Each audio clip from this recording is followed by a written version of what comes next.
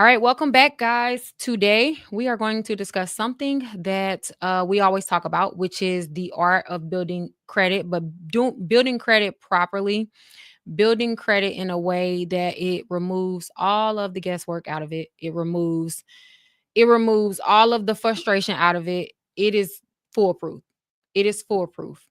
Um, one one of the things that always happens, like when it comes to people either repairing their own credit or paying somebody to fix their credit, something that never fails, always happens, is the person will either get burnt out because they're constantly like making moves and adding things to their credit profile, and it's not helping. Like they're not seeing a difference in their credit profile.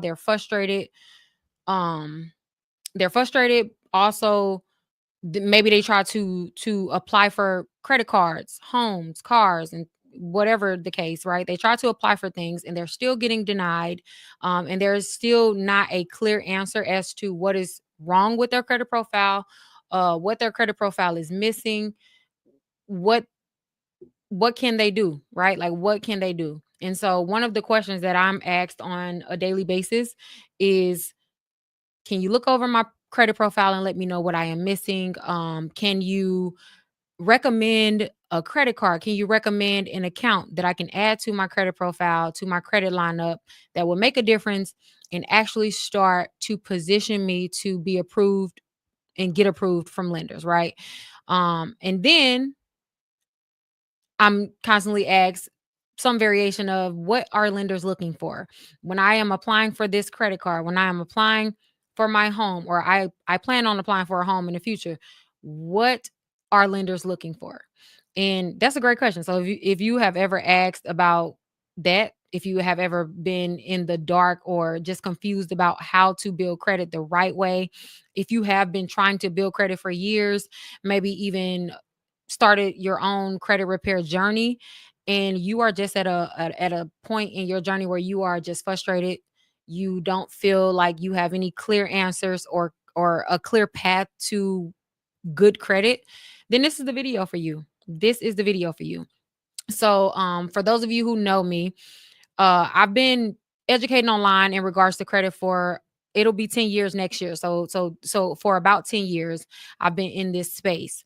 And as I've been in this space, I've gotten to encounter like thousands and thousands of credit reports where I have witnessed all types and all sorts of credit problems, from the worst credit profile that you can possibly ever imagine to literally a 850 credit score, which is a perfect credit score for anyone um who may not know. So I've seen it all. Like everything in between, I have seen it all. I've seen the bankruptcies, the collections, the 750 credit scores that can't get approved for a quality credit card, or the 620 credit score that was just approved for a 20K trade line, right? Like, so I have seen it all.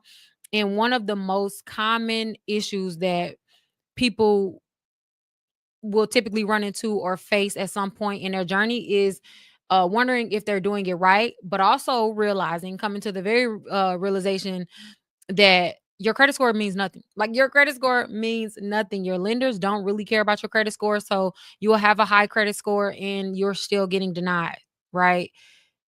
And that's super frustrating because I remember when I was trying to figure out how to fix my own credit, it was very frustrating because I didn't feel like there was any clear answers. Like I knew the basics of our credit score and what it means and what is included, or I thought I knew, because none of the companies nor schools or anything, we're not really educated. Like we're not really educated on under truly understanding what credit is, what good credit is, other than outside of like the number.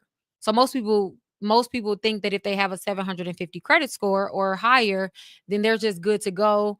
They won't have to really face any more issues when it comes to their credit report, and nothing can be further from the truth. Okay, so today I wanted to I well, over the past few like months or so, I've been trying to figure out a way to coin a concept and phrase and uh pinpoint specific things that I feel as though every credit profile needs to have, and not even that I just feel, but that I throughout my experience that I've um witnessed every credit profile needs. Okay. So I wanted to like figure out how to compile it all into a list and present it to you guys. And I believe I've figured it out today. I guess we'll find out, you know.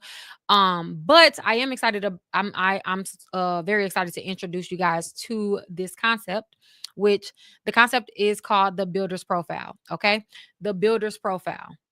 The builder's profile. So the builder's profile is a credit infrastructure that will walk anyone through um every single thing that your credit profile needs. It does not matter what your credit score is. It doesn't matter what your goals are in terms of purchasing a home, buying a car, getting another credit card, refinancing your current car. It doesn't matter what your goals in terms of your credit report is. What does matter is it will fill in all of the blanks and try to do away with any ambiguity when it comes to how to build credit properly without the guesswork, without the gimmicks, without trying to sell you anything, without none of that. Okay. None of the fluff. I'm sick of it. I know you sick of it. So like we're just going to get straight to it today. Because I want to make this a very streamlined video. All right. So I'll try to take questions at the end, but for the most part, I guarantee you if you just give me max like 45 minutes, you will leave this video or live knowing exactly what to do and what your credit report is missing and what your next step should be. Okay. So just bear with me and I'll walk you through the entire process. And I am praying that everyone leaves with a better understanding of what credit is and most importantly, how to build their own credit profiles. This is a repeatable method. Like it's truly, I believe that I've figured it out and I've tested it over the last few months. And it's been making me happy. So I wanted to present it to you guys. Okay. All right. So before we talk about building anything, before I even give you guys the pieces to building your perfect credit profile, it is super important that you guys understand how credit scores work, the scoring model in itself. Because credit is not just a number, it is not just a credit report, um it's not just a score. It really is not. A credit report, if you flip your definition of credit of what your credit report is and what your credit score is, I believe that it'll make more sense. Your credit report is a trust report built from your behavior that a lender sees on paper, right? So it's a trust report, meaning that they will evaluate not only just your credit score, but they'll evaluate your profile, your credit profile that's behind the number, the credit score. And there are signals that are on your credit profile, the way your credit profile is structured, and your credit behavior. All of those has a part in if you are going to be approved or not for whatever you are applying for. All right. So all you need to know up until now is your credit score is just a numerical value that represents your credit standing, right? It's a 3-digit number, right? However, whenever we are applying for credit, um the lenders, the banks, they're not taking your credit score at face value and giving you what your credit score is worth. That's not how it works. They literally will glance at your credit score, but what will make the most difference in terms of how much they approve you for, the terms, right? Like how much interest they're going to tack on to whatever you are borrowing, whether you're approved or not. That is all determined based on your credit profile. You guys have constantly heard me say credit profile over credit score. And so I'm going to show you exactly how to set up your profile today so you are not only reliant on your credit score any longer. Okay? And last point that I would like to make about this is we all know somebody, if and maybe it's ourselves, that has had a high credit score but cannot get approved for anything, cannot get approved for anything more than someone else with a lower credit score. There, just because you have a 750 credit score or even an 800 credit score, that does not qualify you for uh 100% approval rate. It just does not, because there is a lot of instances where your credit score could be empty, could be what lenders would consider empty. And that just means that you have the score, but your profile does not equate to what your score is. It doesn't substantiate it. It's just like maybe you're just piggybacking off other credit cards, like purchase and trade lines and things of that nature. There are a lot of things that people do to falsely inflate their scores. And of course, lenders know this. They've caught on to this. Like, it's not a new concept. So they don't care about your score. They do not care about your score, but they do care about your credit profile. And so let's get to it. Now, our credit score, the FICO score, and that's the scoring model that we're going to talk about today, because FICO takes up about 90% of the market in terms of the scores that lenders prefer and that they consistently pull. So for the basis of this presentation, we're just going to be referring to the standard credit score, FICO. Okay. So the FICO scores range from 300 to 850. That means that the lowest credit score that anyone would ever be able to have is a 300 credit score. And then the highest credit score possible is a 850. Okay. So essentially, they give you 300 points. You can't mess up past 300 points. Even if you had the worst credit report in the entire world, your credit score would not go under 300 points. It's not possible. Okay. Now, whereas on the other end, your credit cannot increase past 850 when we're talking about standard FICO scores. So our credit score ranges between 300 and 850. That little gap in between 300 and 850 is 550 points.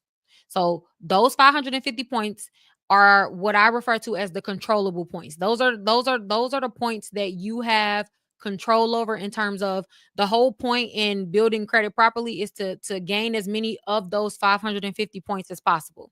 So if we're starting off at 300, we are trying to climb our way to 850 as efficiently and effective as possible. So we're trying to get as many of those 550 points as we possibly can. Okay. Now, those 550 points are broken up into 5 parts, or divided rather. That 550 points is divided amongst 5 separate parts. So those parts are: number 1 is going to be your payment history, our payment history. Okay. Our payment history is 35% of our credit score. So of those 550 points, it is responsible, or there is 192.5 points allotted to just our payment history. Okay. Um, what does the payment history it includes all on-time payments that is reported on your credit profile, any late payments that's on your credit profile, any collection accounts, or which is referred to as delinquencies. Maybe if you have a charged off account, that's affecting your payment history. That's affecting the payment history section of your credit report. And then, as I stated, collections also affect the payment history portion of your credit report. So again, payment history is the largest factor. It's 35% of our credit score, worth 192.5 points. Okay. Now, the next category directly under payment history is the amounts owed category. Sometimes you'll hear me refer to this category as utilization, or credit utilization. That makes up 30% of our credit profiles. Okay. Oh, I'm sorry. Let me scroll down. All right. So the amounts owed section is directly under the payment history portion. And it is responsible for 30% of our credit score in our credit profiles. And in that, there is 165 points allotted or available for just credit utilization, how we are behaving with our credit cards. We're going to touch on that in a second. But for right now, so that I can stay on track, just know that credit utilization or amounts owed section is or takes into contrib takes into account of all of your credit card balances, any, like, all of the reported utilizations that you are reporting to the credit bureaus, or your bank is reporting to the credit bureaus, and like the volume of credit cards that you have. So it's essentially, this category is essentially like monitoring your behavior in how you are managing your credit cards. Not just if you have credit cards, but like what you are doing with your credit cards will directly impact how many of those 165 points that you will be getting from this section. Okay. So as you can see, payment history is number 1, and then amounts owed is number 2 in terms of the effectiveness of our credit profiles. Then directly after that, we go to credit age. Credit age is one of the categories or pillars that I say that, not a lot of people pay attention to, and they don't realize how important it is, especially when we get to talking about your borrow worthiness or your borrow ability. And those are going to be terms that you will hear me say quite often. And what I mean by that is just your borrowability or your borrow worthiness just means like how worthy are you to lenders, or how risky are you considered to lenders. The less risky your profile is considered, the more borrowability that you have. You are borrower friendly. Like they would lend to you without a doubt because you do not pose a risk, or your credit report does not appear like it poses a risk, which is the whole point, right? um Whereas the riskier your risk score is, or the higher your risk score is, then the less of a borrower, the less lenders are going to want to lend to you, right? Like they're going to be like, oh no, this person does not have a great track record. We cannot trust them. So circling back to credit age, our credit age is measuring our experience. It is measuring your experience that's recorded on paper. I want to be clear, because a person that has no bearing on our actual ages, or even how long you've been dealing with credit. Honestly, it is very specific in what types of accounts and what two categories that is counted under credit age. Mainly, it's going to be the average age of all of your accounts, and then the age of the oldest account. That is so important. That is so important. And we'll talk about why, and what I suggested you do about that as we get to the breakdown. Okay. So 30, and then the next category is credit mix. Okay. So credit mix, I don't know if I mentioned this, but credit age is 15% of our credit scores, but it is worth it is worth 82.5 points. Okay. Of those 550 points, credit age takes up 82.5 of those points. So as I stated, a lot of people ignore credit age or don't realize the importance of credit age and the impact that it has on our borrower worthiness. And they don't care to obtain those 82.5 points, and we'll talk about it. Okay. So next is credit mix. Credit mix is 10% of our credit score.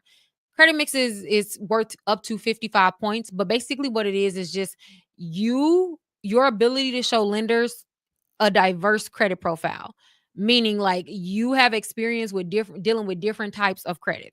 You don't just have credit cards, or you don't just have loans. You are showing by way of how you are building and structuring your credit profile that you can be trusted with all types of credit. That is so important. Now, credit mix is only worth 10% of our score up to 55 points, but it is so important. Dare I even say it is as equally as important as like utilization. And again, it is a category that I find that not a lot of people really want, really pay attention to, or they kind of gloss over because it seems like it doesn't mean that much because it is such a little percentage, 10%, right? However, as we stated, when we are talking about building our credit profile, and our credit profile being more important than the score, this one really matters, okay? Because it will quite literally make the difference between if you will ever get approved for a top tier credit card, a high limit credit card over 40K, or not, or not. Lenders want to see that you are experienced, but they also want you to be experienced in different types of credit. Like the more that you can, the more diversity you have on your credit profile, the more your experience matters, right? Like two people can have experience, the same amount of experience, but if one person has experience with more types of account or different types of account, their profile is going to be seen more favorable to lenders. It just is what it is, okay? And so the builder's profile, we're going to walk through exactly what you need so that we are making sure that you are hitting all of these, every single category, because that's how that's what it means to have good credit in a solid credit profile. Okay.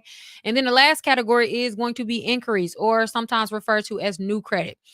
What are you seeking to obtain more credit cards, right? Or accounts. It doesn't necessarily just have to be credit cards, but new credit or the inquiry section is worth the same amount as credit mix, which is 10%, worth up to 55 points. However, I would say that credit mix is almost double the amount of importance when it comes to your borrow ability. The new credit section, that's the one category where, yes, of course it matters. It definitely matters.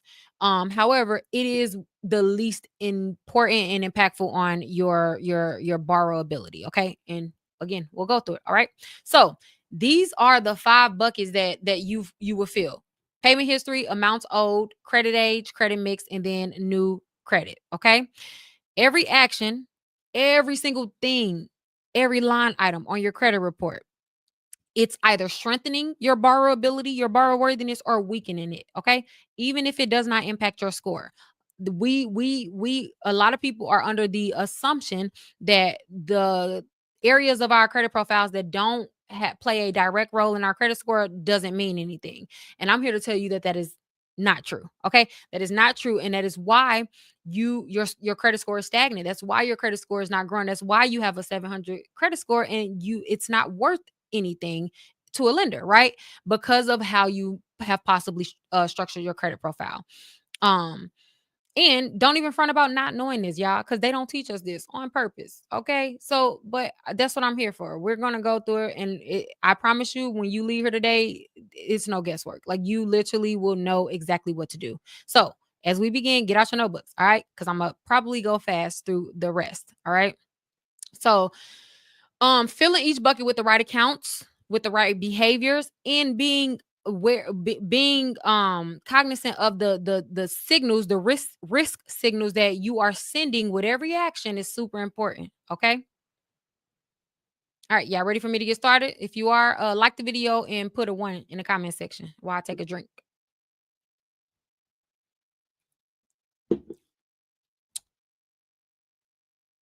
Yeah, picking up what I'm putting down so far. We all on the same page. It makes sense. We good. We good? Because I'm about to start on to the builder's profile. And this is where I need you guys to start writing down the notes. Okay. All right. Cool. Y'all with me? I'm with y'all. Match made in heaven. All right. Now on to or introducing the builder's profile. That was weak. I want to do my intro over. I've been obsessed with this for so long. So I'm actually super excited to finally show you guys. But anyways, introducing the builder's profile, which was designed directly by me, and it was designed with a specific structure in mind. Basically the structure of what if you could have perfect credit or the perfect credit profile, what would that look like? What would that entail? What signals are would I be intentional about sending to lenders? What actions that I would ensure that I have done prior to applying for things. Excuse me. If I had to start over, what would I want to know 10 years ago when I was at a 400 credit score, not getting approved for anything over like a secure card, not knowing what I was doing, don't know left from right when it comes to credit? What would I have wanted to tell that version of myself? And it would be this. Honestly, it would be this. So the builder's profile was designed with structure in mind. Each section, each recommendation each recommendation has a framework that serves a very specific purpose. There is not one recommendation that I am going to come before you today with that is optional. I want to be clear about that, because every single thing that I am suggesting, it is for a reason. There is no empty recommendations. Okay. So it targets a specific FICO bucket. The pillars that we just went through, every single recommendation is going to target one of those. Every single recommendation will resolve a specific lender concern. I went over hundreds of denial letters from lenders, going over every single thing that they use to, every single denial reason that they use to deny credit cards or credit limit increase requests or funding requests, lending requests, right? I picked those apart. I spoke to so many lenders, and also just from my experience in being in this space for 10 plus years, there are patterns, there's a lot of information out, but also when you understand how credit works and the behavior of credit and the movement of credit, then it starts to make sense. And then the missing pieces will start to like plug, will start to fulfill themselves. Right. And so that's what this builder's profile was made off, with all of that in mind. Okay. It replaces a specific high risk behavior, and it doesn't just take it away, but it replaces it with a intentional and strategic and pinpointed low risk signal behavior. Right. So the point is not to just clean your credit reports. It's not the goal. not the goal. The goal is to fill your credit report with precision so that your credit report looks favorable to lenders at the end of the day. That's all that matters. All right. Now, we don't build for scores or screenshots. We build for function and funding here. Okay? Let go. So, let's start with the first layer of your credit. Oh, let me go down. I forgot that y'all. Okay. All right, so let's start with the first layer of your new credit infrastructure. This is what I call the banking foundation. What? Why are you starting at the bank? Like, we supposed to be starting with payment history, right? Absolutely not. I've made the mistake in the past so often of not starting here, and I have seen firsthand how much of a difference that this makes. Okay, so we are going to start with the banking foundation. What is the banking foundation? So the banking foundation of the builder profile is your relationship with money before credit, not before you want some psychological advice at all, but your relationship with money before credit matters, not in a way that you may not in the way that you may be thinking. I'm referring to this as your base layer. What that means: your day-to-day financial accounts, meaning like your checking accounts, your savings accounts that you have currently that are in your name reporting or with banks or whoever you have. um that shows lenders how you actually manage money before they lend you anything. Okay, it shows them how you manage money and not just credit, right? If they pull your credit report, they're going to have a very good picture of how you are managing credit. That's all. Our banking records are not on our credit reports, right? However, our bank accounts and the banking reports, they're going to reveal how you manage money. And that's important to lenders. And that's a piece of the puzzle that we don't typically pay attention to, right? The problem with that is lenders are paying attention to it, even if we did not know it. Okay. So, how that happens is your banking score or your banking behavior is scored by internal systems that lenders and credit unions use. They'll pull these banking reports from companies like check systems or early warning systems, just to see how you are managing your day to day money, checking for things like overdrafts, low balance history, and account closures. All of those things will get flagged, meaning, and when I say things are getting flagged, I am referring to sending horrible or negative risk signals to lenders. Okay. So even before you are approved, even before they pull your credit report, whenever you are applying for anything, they're going to pull your banking reports to see, okay, let me see what this person is doing, right? Your bank behavior is scored by internal systems. Have you ever applied for anything, a credit card, and you were denied? But when you got your denial letter, you'll see that they'll assign you a score. They'll say your credit score is 500, but you're like, wait, my credit score is 630 according to FICO or according to whoever you sourced your credit score from. And you probably wonder, what were they talking about? Well, what that is that's called an internal score. You see, banks are not moved by our credit scores anymore, or don't even care what your FICO score is, right? What they have started to do, and it's become the norm now, is they'll take the contents of your credit profile. They'll put specific guidelines on what they want their borrower to be, and h- how you weigh up and measure up, how your credit profile measures up against their internal rules will determine what credit score that they assign you. This is called internal credit scoring, right? So this means that, again, your score don't matter.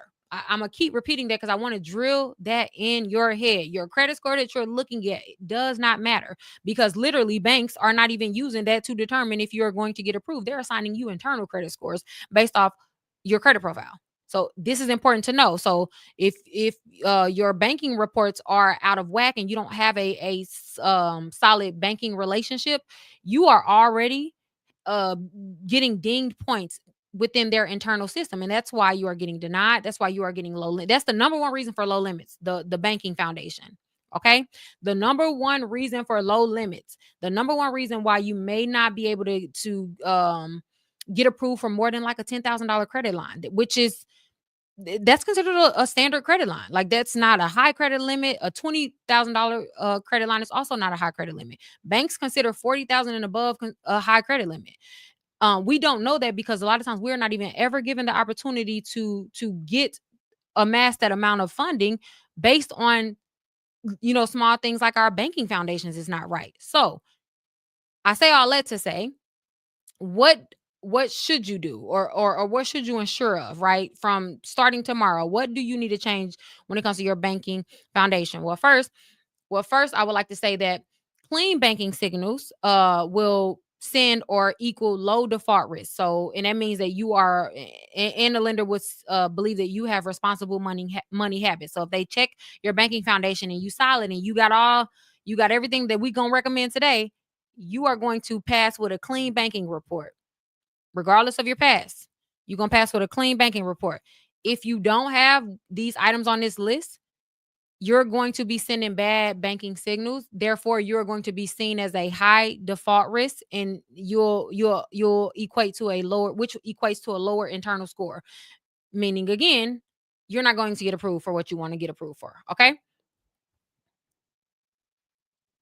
All right. So, exact actions to take when it comes to banking, when it comes to our banking foundation. So, this is what you need to do. Number one, you need to open a checking account, and you need to open a savings account under your legal name. Yes, I felt the need to say the last part. If it ain't for you, it ain't for you. But the person who that's for, they know. Okay. Open a checking account and a savings account in your legal name, under your legal name. Okay.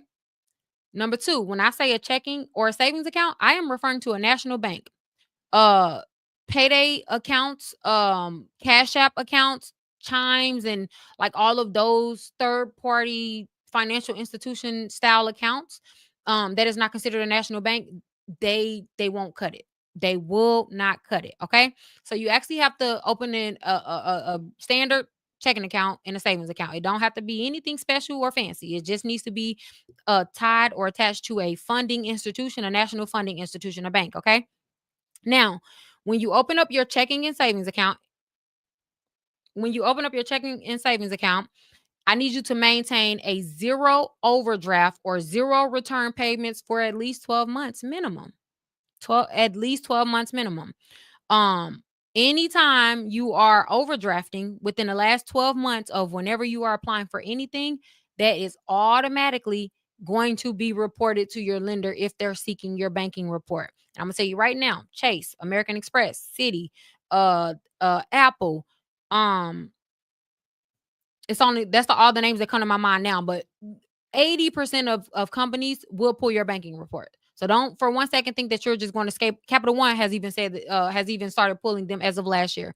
And Capital One now owns Discover. So every bank and institution will pull your report if they have not already. So that's important. Now, if you have if you currently have a checking account or a savings account that you have that you have overdrafted in the last 12 months, I need you to open up another one. I need you to have at least one bank account and at least one savings that you don't have any reported activity of NSFs. Yeah, I said it right. NSF or return payments or zero overdrafts. This is why I always recommend that perhaps just starting a new one for everyone at this point. If you struggle with an older account with lots and lots of bad history, you don't have to close that account, but you need at least one that's active, that can pass this test. Okay. um Maintain zero overdrafts or return payments for at least 12 months. Banking reports will always report fees and overdrafts for the last 12 months. So if it has happened more than 12 months ago, then it's not typically going to matter. It's those last 12 months that will make a difference. Okay. Another thing, keep your savings balance above $20 at all times. Never ever let it go under 20. Okay. That is the minimum amount that you need to have in your savings account. Why? Well, when these lenders are pulling your banking report, they're going to pull it to see your financial situation. They're not going to see the exact number in your bank account, but they will see if you have if the account is overdrafted, or if the account is empty, or if the account is funded. One of the green light signals, or green flags, I would say, to lenders when it comes to your banking report and a solid banking foundation, if they see that you have, number one, a open checkings account, but what's called a funded savings account. That just means that you have a savings account with some money in it. Again, they can't see the number, but you know what they could see? As long as you have at least the technicality is about like $17, so I just put 20. As long as you have at least $20 in that account, it is going to show funded to your lenders.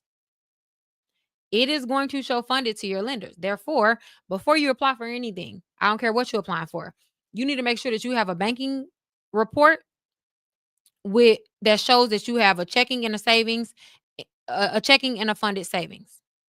You cannot allow this account to just leave that 20 in there. And I don't care if you have to freaking eat noodles for a week. Leave it in there. Like, yeah, we cannot continue to like report and show such low level money management skills to these banks and expect them to approve us for things, like truly. So yeah, keep your savings balance above $20 at all times.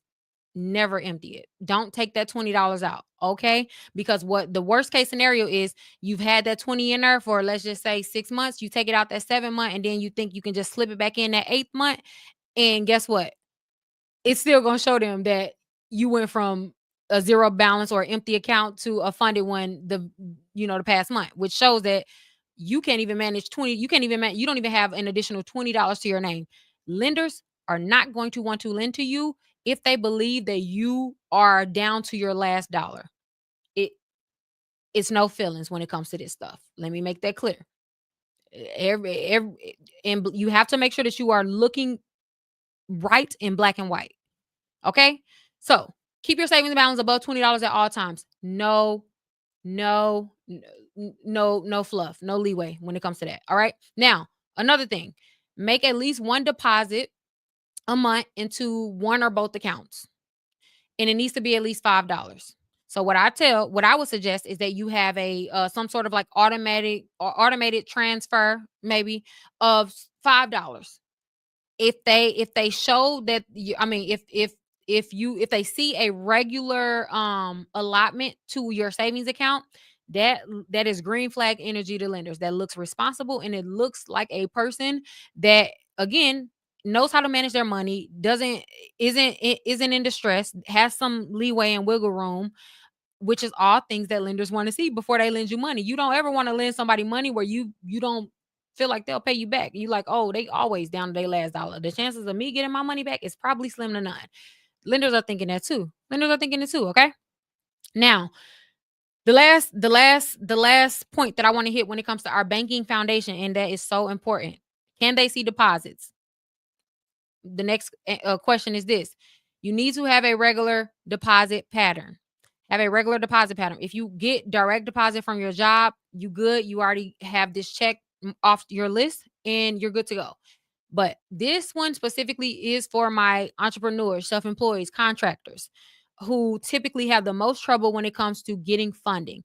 One of the biggest reasons why you will have trouble and continue to have trouble is because there is no regular deposit pattern in your bank account. This is why lenders prefer 9-to-5 workers over entrepreneurs. At least they can count on their money. They can see a pattern. They know exactly when they get paid every 2 weeks. You can make 10 times more money as them, but they will pick them 9 times out of 10 because they can predict their income. The worst thing that you can do as an entrepreneur, self-employed contractor, hairdresser, all of them, right, is have a irregular deposit pattern. That is the worst red flag that you want to have, especially as someone who maybe have the credit score and even have the funds in order to get the funding that like you want, but you can't get it based on like sloppy banking records. You need to develop a pattern. If you get paid via Cash App, if you get paid via cash, pick one day every other week or one day out of the week, maybe Friday, to go and deposit your money in the account and be militant about it. It is so important that you develop a pattern. Again, this is all systematic. It's algorithmic, right? So if you are not consistent, the system is not going to, you're not going to get that past the system. A pattern means that it's predictable, and nothing gets predictable unless it happens for 6 months when it comes to how banks view things. Okay. So develop a regular pattern. That will make a night and day difference in your lending. In your funding. It is a guarantee. It will make a night and day difference. I cannot tell you how many entrepreneurs that I've had to see heartbroken after they had to walk away from a home that they were this close to closing, but they could not close based on irregular banking patterns. Banking patterns are so important to lenders. Okay. I don't want to stress that too much because we got to move on, but trust me. Trust me. Okay. Ask any lender. You actually don't have to trust me. Actually, just do the research. You will see that that is not a game. Okay. Now, um, red flag mistakes. The things that are always going to send a red signal to the lenders and affect your borrowability and affect any application that you do when it comes to your banking foundation. Number one, again, overdrafting and incurring fees, chargebacks, not having a checking account at a national bank. Not having a checking account at a national bank. That is I'm gonna leave my all of my opinions out, but for real, don't like Cash App does not cut it.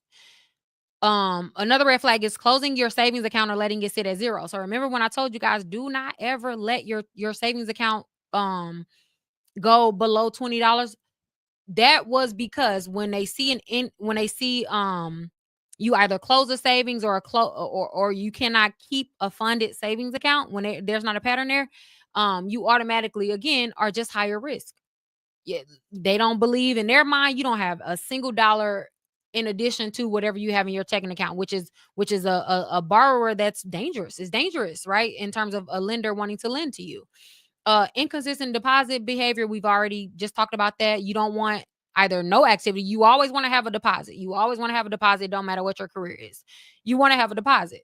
But also you want to avoid irregular spikes. So just that inconsistent one week you deposit in $1,500, the next week you deposit in you don't deposit anything, and maybe like the following month you do $15,000. Like uh, they don't care about how big how big the deposit is. They don't care about that. That doesn't move them, that doesn't shake them because they cannot predict your behavior, which is dangerous. It's dangerous, right? Or risky. Let me just say risky. Another red flag is using payday linked accounts, like or app only fintechs without banking partnerships. So again, like the Cash App, the Chimes, and it's a lot of other ones, right? Another red flag is cash advances on credit card accounts. Now, guys, you gotta quit taking cash advances. I'm so sorry. I know it's very it come in a clutch for sure, and I've used them before as well. But I want you to understand that whenever you do take cash advances on your credit cards, it is always counting against you. It doesn't matter how willing and nice your bank is about it. It is always counting against you, and it is always going to be recorded in these banking reports, and it is always going to be treated as a red flag when it comes to any application. It just is. That is we have to quit doing cash advances, guys. Your credit card should is not for cash advances. Credit is credit and cash is cash.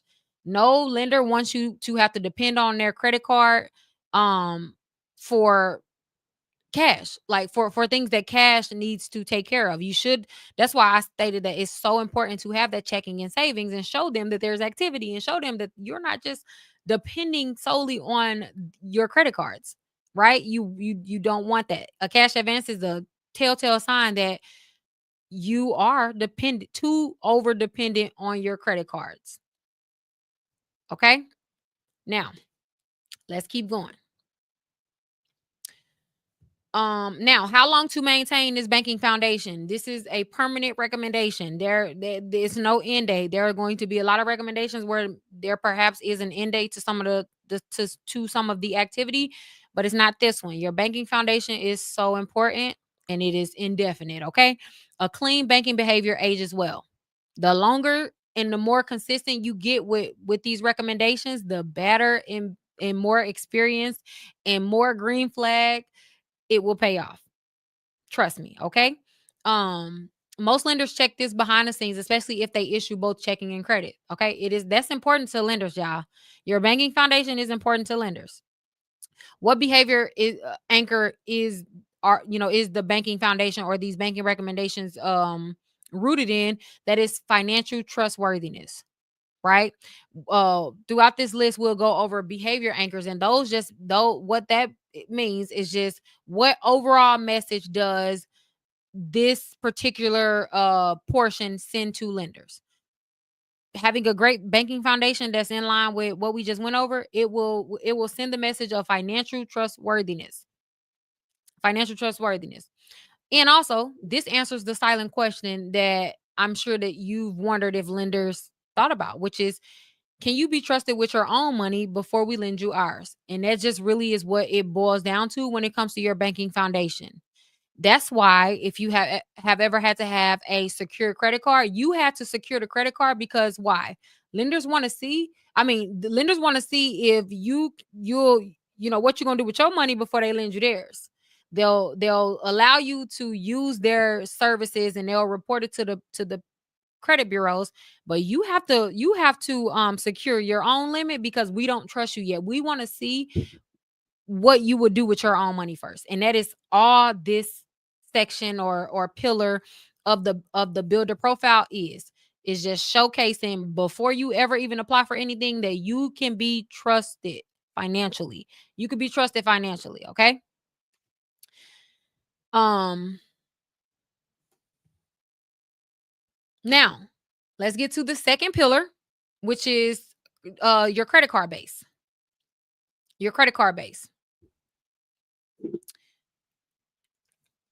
Before we get to your credit card base, I want to make sure you guys are still with me. We all on the same page. We all understand the importance of our banking foundation, and we all understand exactly what we need to do. And if you do, like the video, but also put a 3 in the comment. I'm just saying random numbers, but put a 3 in the comment. Okay. All right. So we discussed banking foundation. For those of you who are just coming in, we'll go over it again at the end in terms of one just full master list, but we're only on the second category and it's 5. So this is the credit card base. Okay, cool. Y'all with me. All right. So your credit card base. So the credit card base, which is revolving accounts. The credit card base is credit cards.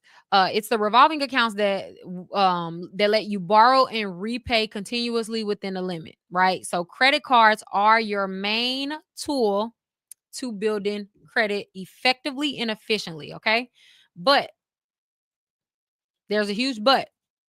Credit cards are your main tool for building credit effectively and efficiently, but only if you are using them the right way. Because that caveat is very important. That caveat is very important. Why is having a solid and good credit card base so important and will absolutely be the determining factor in all of your lending decisions down the line? I'm talking like it doesn't matter what you're applying for. This particular section will determine what you get approved for, how much interest you have, how much interest you are like have to pay for whatever you're getting approved for. Is going to determine everything. All of your credit limits. Doesn't matter what bank, what credit card, what company. Setting up your credit card base this way is going to pay off. Even if you have 1,000 collections on your credit report, you have charge offs. We notice I didn't even mention those. Specifically, if you make sure that you are setting up your credit card base in the way that we will discuss today, it will pay off. Okay, let's get to it. Why does this one matter? So credit cards affect 4. I put 3, but credit cards affect 3 to 4 of the 5 FICO pillars, the categories that we discussed at the beginning, which are our payment history, credit utilization, credit age, and credit mix, right? So if you add all of those together, that means that credit cards has the ability to affect 90% of your credit score behavior coming from how you handle your cards, not just if you have credit cards, but also how you are handling and managing your credit cards. Okay? 90%. Credit cards are that important. Credit cards are so freaking important. And I promise you, again, the credit card is the main tool when it comes to building credit, but also it if you do it right, it's the most efficient and it's the most effective. So if you want to build credit in the fastest way possible, but also with as much precision as possible, it's this category. Why? Because Credit cards affect your payment history by reporting one-time payments to your credit report. It affects your credit utilization because it's the totality of what credit utilization measures, which is how you are utilizing your credit cards. How much money are you carrying over month after month? It also affects your credit age indirectly, right? As with any account on your credit report, it does affect your credit age, right? But it does affect your credit mix as well. The diversity of your credit accounts on your credit report, you have to have a credit card in order to meet that quota. So it affects your credit mix. Okay. So again, it affects 90% of your credit profile. You can skip over this one if you want. You will never have good credit. And I've been telling you guys that since 2016. But I wanted to lay it all out for you guys because I get why it's unconventional because not a lot of like they just don't tell us this. Okay. So, anyways, it shows lenders whether you can manage borrowed money with consistency and control, because that is important. And it is vital that you understand this consistency and control. If you with me, put consistency or control in the comments, because that's what they want to see when it comes to your credit card. They want to see consistency and control. How do you show them consistency and control? I got you. I got you. I promise you. I got you. We gonna talk about it. All right. Now, many people think that paying their credit card is enough, or many people think that just having the just having a credit card is enough, and that's not true. When and how you pay your credit card matters more. It matters more than anything else that you could possibly do. It matters more than that collection that you've been trying to fight for the last year. It matters more than that charge off that you believe is the reason why you can't get approved for anything. It matters more than that bankruptcy that you've been allowing to be a weight on you and the biggest burden and stressor of your life. Your credit card, how and when you pay your credit card matters more than all of that. But we don't focus on this because we think that the issue is the derogatory accounts. The issue is only the derogatory accounts because you don't understand this part. Okay. I love you. All right. Now, this structure, where I'm at. Oh, when and how you pay matters more. So if you carry a balance past your statement date, you may still show high usage, even if you pay in full later. We'll get to it. This structure also prevents common traps like maxed out cards. The actions that I'm gonna recommend shortly will prevent common traps like maxed out credit cards, random payments, credit card spikes, inconsistent utilization, um, overextended credit, all of that. Okay. All of it. We're gonna eliminate the guesswork right now when it comes to credit cards. So the exact the exact actions that I want you guys to take. Number one, open two or at least two major credit cards. Major credit cards means that they need to have one of the following logos: American Express, Discover, or MasterCard. Okay. Just make sure that the major credit card is tied to a major bank. So subprime cards, their goal is to get you to one of these cards. But like if you only have subprime cards, you still you need to be working towards getting at least two what's considered major credit cards, right? We'll talk about that if you guys need more help at the end. All right. So open at least two major credit cards. Okay. Then use the AZEO method consistently. What is the AZEO method? So the AZEO method stands for all zero except one method. This is the most effective method when it comes to credit cards in determining or the AZEO method is what will ensure that you are getting as many of those 165 points that's available for credit utilization. The AZEO method will ensure that you are getting as many of those as you possibly can. Okay. Therefore, how you do the AZEO method is you need to have more than one credit card, but you'll put all your credit cards, you'll pay them off. You'll ensure that they are reporting a $0 balance. Okay. All of them except one. So again, the AZEO method stands for all zero except one. That literally means that over all of your credit cards, you are going to zero out the balances. Let's just say you have 3 credit cards. You are going to ensure that you are zeroing out the balance of 2 of the credit cards, and then the one remaining, you are going to report a small balance, which is a balance under 10% of whatever the limit is on that card, to the credit bureaus. That's all you have to do. You literally have to just make sure that 2 of your credit cards are reporting at a 0 and a 0% utilization, and then at least one of them is still carrying a small balance. It does not work if you zero out all of your cards in totality and not leave at least one with a small balance. It does not work if you zero out all your cards, but you still have one remaining with a 50% balance. That does not work. It's not going to be as effective and efficient as this method, which is having all of your cards report $0 except one. And then the one card that should report, that you are using to report a balance, make sure it's under 10% of its limit. It could be a $200 credit card. Your only goal is to ensure that that credit card is not reporting over $20 if it's a $200 credit card. Okay, just make sure that the balance is under $20.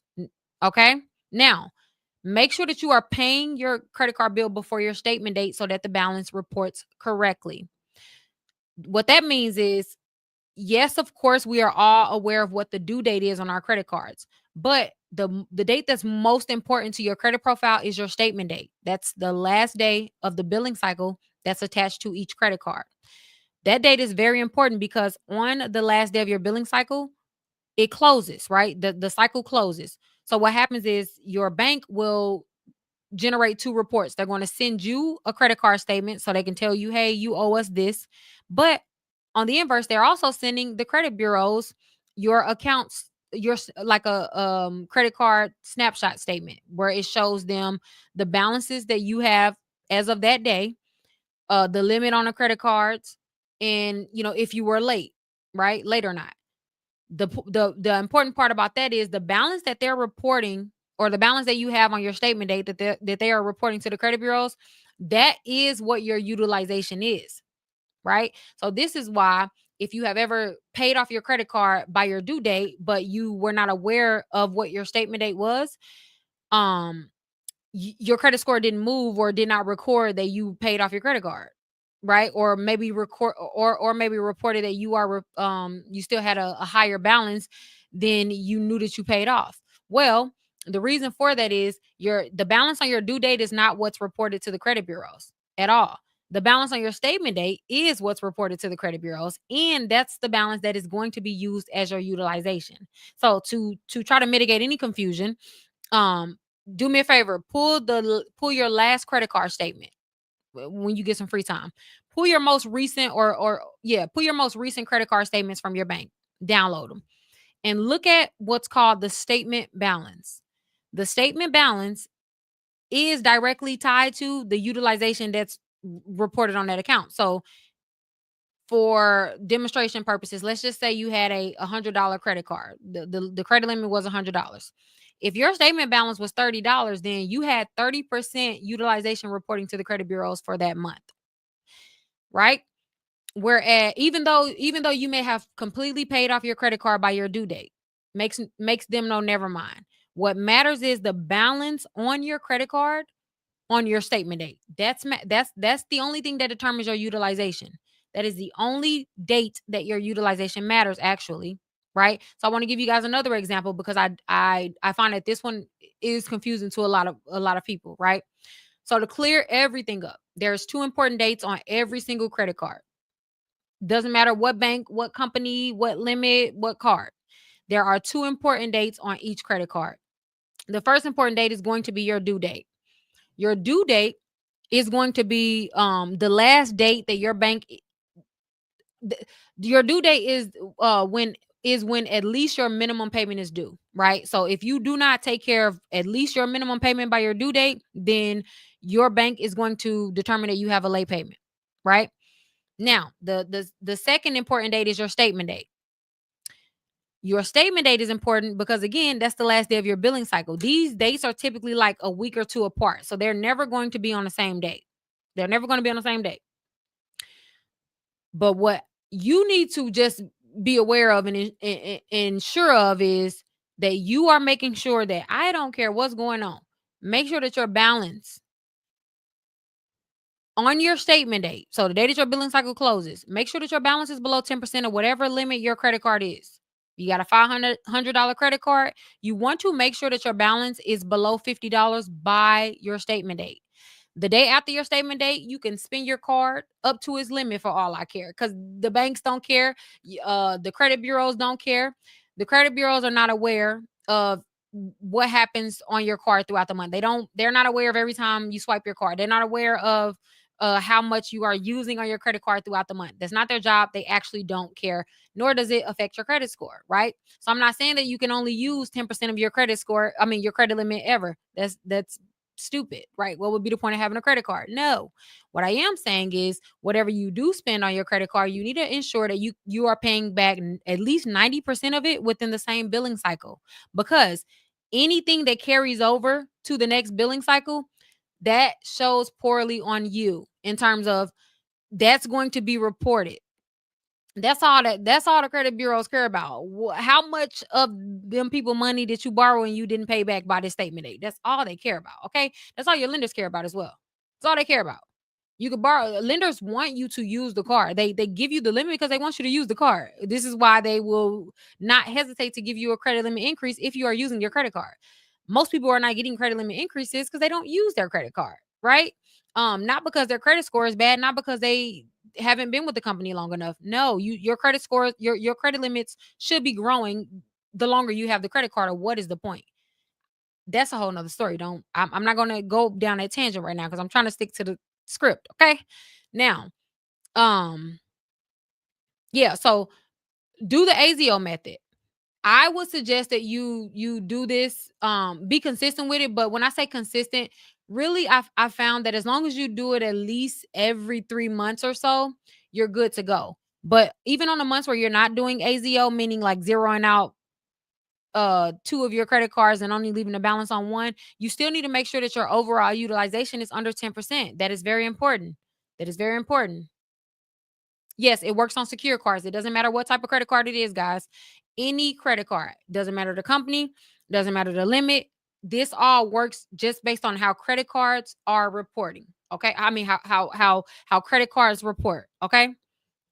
So, find your statement date. You can't go on continuing to think that your due date is the only important date on your credit card, because that is not true. And I promise you, if you're not aware of what your statement date is, you are leaving 80% of credit utilization points on the table. You're leaving it on the table, even though you have a credit card, even though you're probably very responsible with your credit card. None of that matters if it does not show in black and white. If you cannot demonstrate what you're doing on your credit report, it doesn't matter. It really doesn't. Okay. So please identify what your due date is and identify what your statement date is.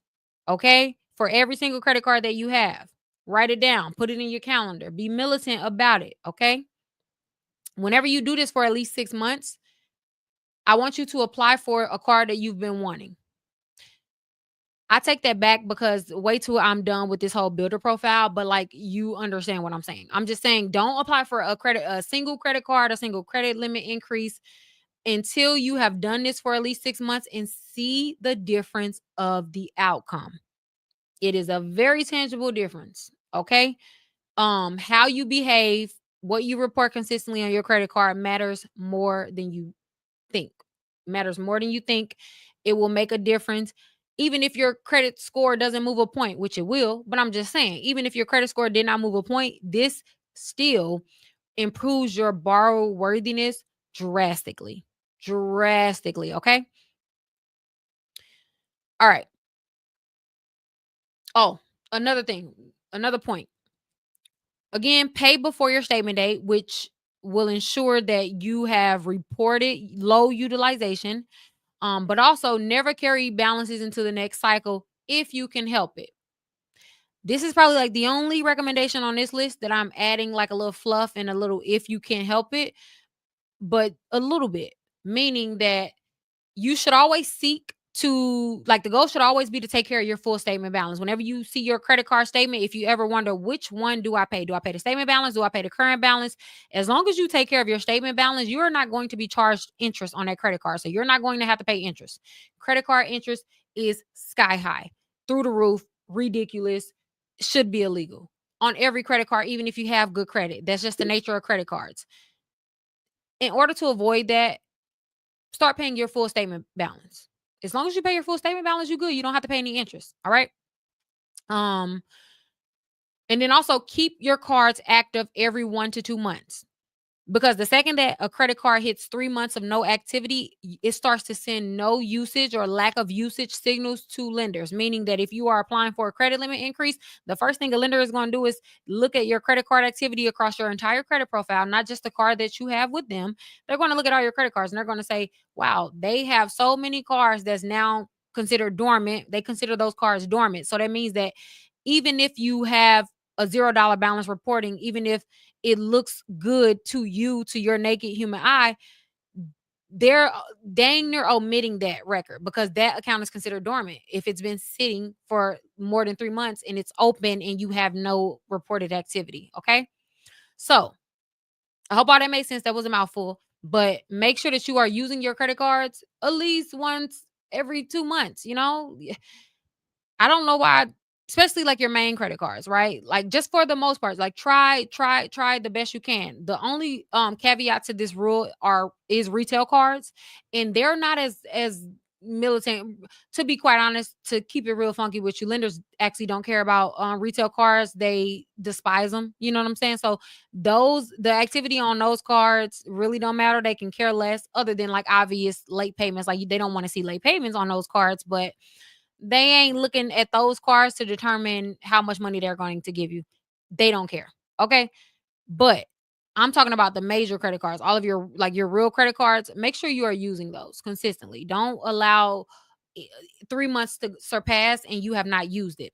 One more note with that is anyone who has ever had a credit card close suddenly or the a credit limit decrease just suddenly, just your bank decided to just take back some of the funds, it was likely because of these no activity signals. When banks start to see too many no activity signals, they're thinking that they're going to be the next one, and a lot of times they will just try to run before it's too late, essentially, right? Like so they'll take their credit limit back from you. They're like, oh, this person ain't using it. We know a lot of other people who will want to use this money, right? Like, so just FYI, this is why that those things happen, because there are signals that's being sent to your lenders at any given time. And if it's not clear by now, all of your current lenders has full-blown access to your credit report at any given time of the month and any given day of the month. They don't have to get your permission to look at your credit report. At any point, they can pull your report to see how you're behaving on all of your accounts. I say all this to say that most of the major companies. Did it end? I think it just told. Okay, my bad, because it just showed me it ended. But anyways, I say all that to say most of the major companies have these alert markers set up. So if you have, and each company will be different, but this is just an example. Some companies will have, um, if this person surpasses 6 no usage signals within 4 months, then decrease their limit, right? They'll have different qualifications or guidelines rather set up that will automatically alert the system to decrease your credit limit down to the next tier down, right? um just FYI. So you don't want too many no usage. You don't on your major cards. Again, they don't care about the Victoria's Secret cards. American Express hates them. Chase is the snottiest of the snotty. Chase cannot stand retail cards. But they'll deal with it as long as you make sure that you have major cards with the reported activity that and behaviors that we're referring to today, then you're good. But if you don't have what we're talking about and you just have retail cards, you cannot expect for major banks to take you serious. You cannot expect for them to um credit you for your responsible credit behavior if your responsible credit behavior is only on retail cards. It's just how it goes, guys. I don't make the rules. I don't make the rules. Okay. Um, what was I about to say? Okay, and then the last thing when it comes to credit cards, our credit card base. Um, you just need to understand that this works. These exact recommendations that we just went over, it works because not only does it keep your usage reported low, but it shows control. It shows that you don't have over dependence on your credit cards, right? So it shows that, hey, this person uses their cards. They understand what credit is. They understand how credit works. So if we do lend them some money, we know that they're going to use it, right? But also we can trust that they will pay it back. We can trust that they understand how to use a credit card based on what they have already exemplified based, on their credit report, right? So the more trustworthy you appear to lenders, the more money you get. Like the more money you'll be eligible for, okay? And at the lowest cost, right? Because everybody is going to have to use their credit at one point, because we live in America, we live in a capitalistic society. Okay, you're not going to escape it. So I always tell you guys that your credit is either going to do one or two things for you, because there's no ignoring it. Your credit is either going to work for you or it's going to work against you. You choose what you want out of your credit, because ignoring it does nothing. Ignoring it makes your credit work against you, because there is still, and there will still be a time where you're going to need to use your credit, and guess what? It's working against you. Now you're paying high interest. Now you're paying 28% on a car. Now you can't get approved for a credit card without securing your own limit. You can't get anything that you need because you never took the time out to properly build credit. Okay, doesn't matter how much money you got. Doesn't matter. The banks can care less. They got more money than you. They don't care. Okay, what does matter is how you show your experience on paper. Okay, that is so important. Please, please, please, please don't skip past that. Like, truly, it is so often why we cannot get funding for businesses, even for personal use. We can't get funding because we don't understand that there is a art to black and white, to paperwork, to how we appear on paper. They don't care nothing about you being a great person and giving to your church every week. They don't care. God cares, but they don't. Okay. Therefore, we have to just be more intentional about how we use credit, and stop allowing credit to use us. Because again, your credit is either going to work for you or against you, but you will be affected and you will have to deal with credit. Okay. Moving on. The red flag mistakes when it comes to credit cards. Opening only store cards or only having subprime cards. So there is nothing wrong, and I want to be clear about this. There is nothing wrong with having a subprime card. I myself had to start with a subprime card. A lot of times, whenever you are fresh out of bankruptcy, fresh out of derogatory credit history, have fresh collections or charge-offs, and whatever the case, you may be in a position where you cannot get approved for any credit card other than a subprime card. The foolish answer or the foolish route would be to not get a credit card at all and think that you can just wait it out and outwait your bad credit, give it 7 years, and then come back, circle back around, and then get approved for the card you want. That is the foolish method of building credit. I love you, but that is foolish. Okay. That is wasted time as well. Because the wise decision would be, even with bad credit, you understand that there is a mountain that you are to be climbing, right? So you don't allow 7 years to just go by with nothing to report. That is history that will benefit you on the other side of this, as long as you get started now. So with the collections, with the charge-offs, with whatever, the late payments, whatever you have, with the bankruptcy, your goal is to build credit. The wisest response to a bad negative past, a bad credit history, is a positive current credit, right? So the things that you're currently doing, the credit that you're currently building will outweigh your old bad credit if you are strategic in setting up your credit account. It will outweigh it. Okay? That's how credit works. Credit is a rolling thing. Like you're not just stuck and tied to like the things your past mistakes. That's not how credit works. The last 2 years of your credit profile is going to make up 80% of your entire credit score in terms of how much it counts to lenders. Yes, they'll see the bankruptcy in the past. Yes, they'll see the collection in the past. Whatever the case, what they are more concerned with is what you are actively doing now. What you are actively doing now. So while you are stressed out about the collections and allowing it to convince you that you should not be building credit now, or you don't need that credit card right now, or you need to wait until you get it removed, and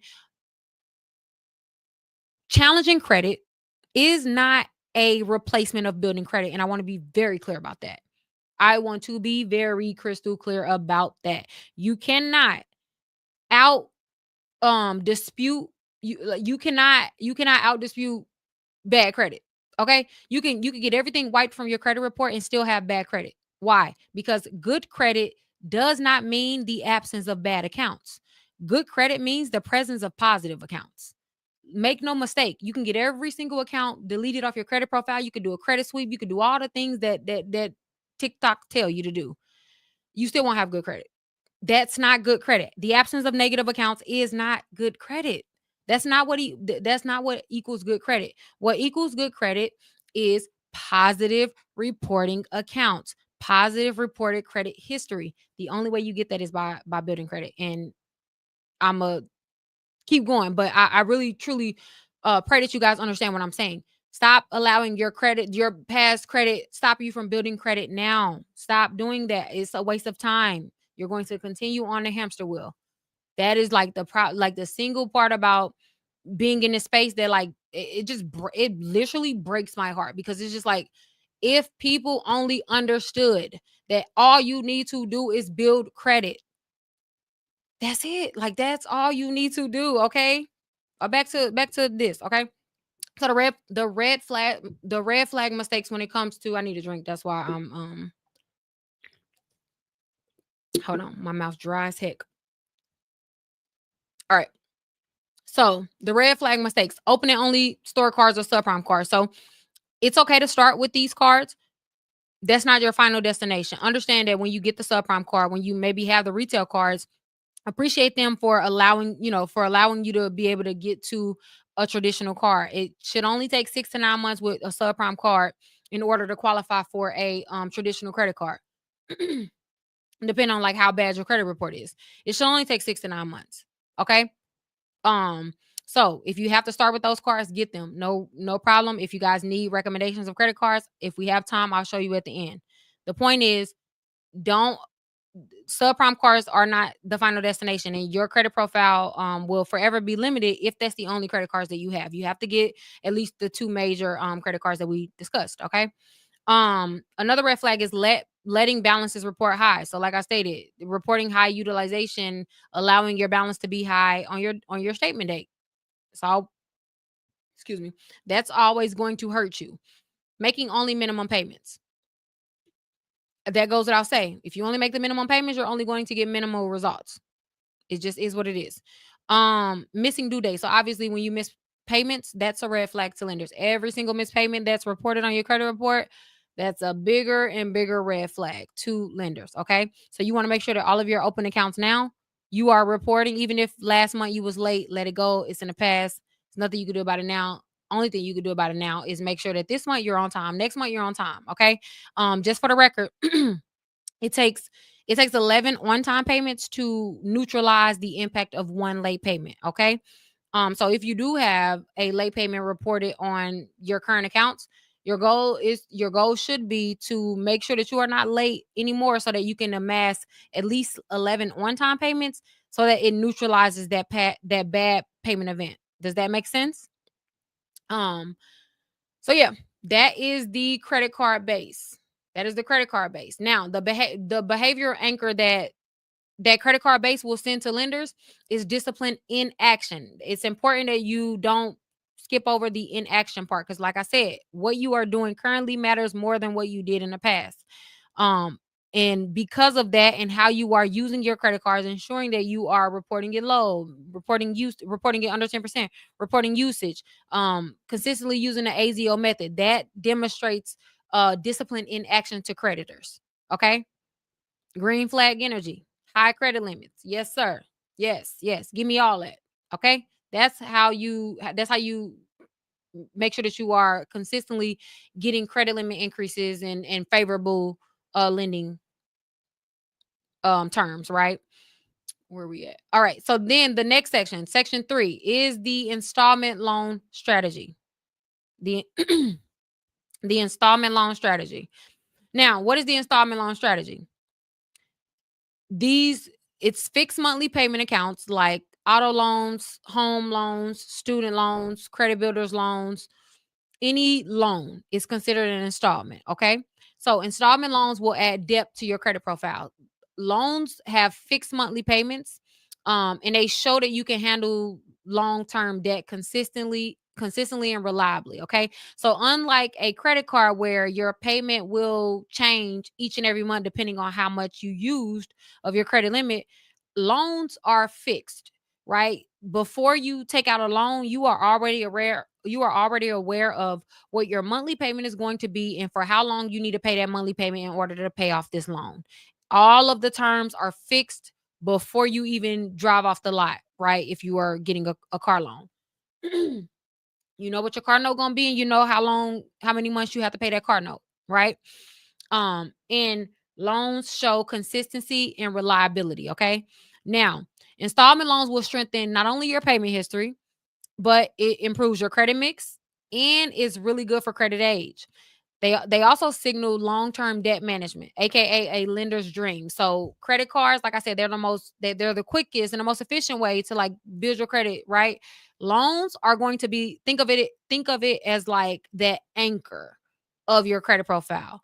A credit profile without installment loans is not ever going to be considered a quality credit profile or a reliable credit profile because it just adds that depth. It truly just shows that, like, can this person adhere to fixed terms without variations? What are variations? Well, let me not step ahead of myself. Now the exact action that I need you to take when it comes to loans, the loan strategy. Number one, Lord, hold on, y'all, because it's like something in my throat.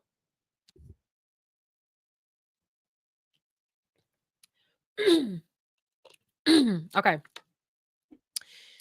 All right, so the exact actions to take. Have at least one short-term loan. So that is a loan that is under 36 months long, right? So this can be anywhere from a personal loan. This can be a credit builder loan. This can be a personal loan. This can be a furniture loan. Trying to think. I'm sure you guys get what I'm saying. So it's any loan that is less than 36 months. Okay. So make sure that you have at least one of those reporting. Now, this short-term loan, it should be open and reporting to all three credit bureaus. That is important because in order for this to do what it needs to do for your borrower worthiness and credit profile, you want to make sure that it is across the board available. There are some companies that will only pull your Experian report. There are some companies that would decide or choose to only pull your TransUnion credit report. And then there are some companies who will pull all three, or even some companies who will pull two of the three, right? The point is, you want to ensure that regardless of what credit report they want to pull, that don't matter to you because all of the accounts that we're discussing today will report to all three credit bureaus, right? Um, so that's the biggest thing. Make sure that this one short-term loan reports to all three credit bureaus. Before you apply for the short-term loan, ensure that they report to all three credit bureaus. If it reports to two out of the three, no, it doesn't cut it. Okay. You don't want inconsistent you will always have inconsistent scores, but I just meant like you want to make sure that your credit profile, the foundation of your credit profile is standard across the board.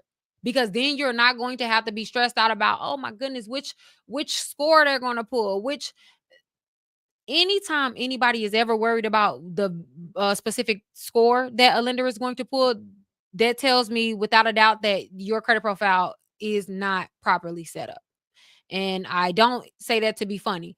Truly, that is rookie behavior when it comes to how lenders are viewing. There is no reason why, if your credit profile is if you have good credit, there's no reason why you should ever be concerned or stressed about which variation of your credit score they're going to pull. I wish I would waste my time. That just means that there is something on your credit profile that's not translating across the board. And it's because you probably have accounts that, maybe you just applied for it, wasn't really concerned about what they report, who they report to. But that matters. It absolutely matters, okay? Because by the way, if you ever have a company that's pulling more than one report, they're always going to approve you based on the lowest of the two. Just FYI. Just FYI. The lowest in terms of your score, but also like the internal score that they assign to each of them. They're always going to approve you based on the lowest one. Why? Because then they can charge you more interest. Duh. Like it's a company. It's a business. They want to make as much money off you as possible. So of course they're always going to choose the lowest. Even when you purchase in a home, they look at your three scores, and the lowest of the three is what is going to be considered your qualifying score. That goes across the board. That's why it's so important that, like, again, it's not just about score, because yes, score will vary, will vary slightly, but like the crux of your credit profile, it should be standard. It should be standard across the board. It should be standard. Okay, so anyways, have one short-term installment. It needs to be open and reporting to all three credit bureaus. Another qualification for the short-term installment is you cannot have a single late payment on it. This is important. The point and the whole goal for this short-term installment is to have 100% payment percentage. This is after you complete an installment and you've paid 100% on time every single month without fail. After that account closes, that account will be considered a perfect account. They call it a perfect account, and a perfect account is literally just an account with 100% payment history that's complete. So 100% paid in full, complete. The problem is even one late payment on this short-term account will eliminate, like, it it will not work. So if you do have a short-term installment with a late payment already reporting, that don't count. You got to get another one. You got to get another one if you want it. If you want to be the most efficient with your credit, you have to have at least one short-term installment within the last 3 years. Within the last 3 years, reporting on your credit profile right now. So if you haven't had that, then just get one. But if you have had it, you're good. You're good to go. You don't have to get another one. But you need to have at least one 100% perfect account, perfect payment history, 100% payment history, short-term installment within the last 3 years. That is going to do wonders for your borrow ability, your borrow worthiness is going to do wonders. Having a perfect account, again, this is also something that most people don't know. A perfect account, not only obviously is it, improving your payment history, because obviously all of each reported on time payment is going to count for your payment history section. But another caveat to that a lot of people don't realize is whenever you reach what's called, like I said, perfect account status with one account, that literally neutralizes up to 2 collections or 1 charge off. People don't realize that. So if you have a perfect account and you have a charged off account, that perfect account, after its completion, it neutralizes that charged off account.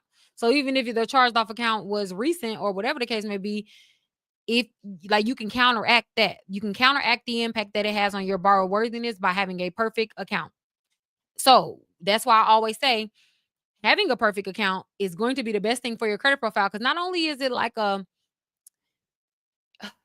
buffer, like it just kind of creates, not that I want you to get charge offs in the future, obviously not, but I'm just saying, like, it kind of creates a cushion in a way, like a protection of your credit profile for if in the event you do get a collection or charge off, but it just strengthens it all the way around. Like, lenders love to see paid off installments, 100% payment history. 100, like, they love to see it. There's nothing better, especially when you're purchasing a home. That alone will increase your mortgage score. Okay. So, um, so on here, I put must have started within the last 24 months. Technically speaking, it will still work within the last 3 years. But obviously the last 24 months is preferable, because then it just has the greater impact on your score. So yeah. Let me make it clear, because I just seen a question and I have to address it. It is not considered 100% perfect payment history if you pay it off early. As a matter of fact, I need y'all to screenshot this again, because I'm so glad you just said that. That's important.